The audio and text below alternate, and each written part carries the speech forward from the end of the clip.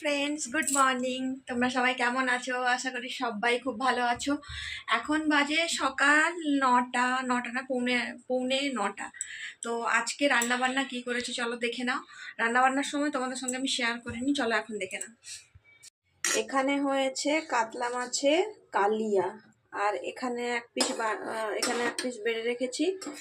এটা আমার হাজব্যান্ড এখন খেয়ে যাবে অফিসে। আর এটা হচ্ছে একটা ছোট আলুর তরকারি, কালকে রুটির সঙ্গে করেছিলাম, লুচির সঙ্গে করেছিলাম। সমস।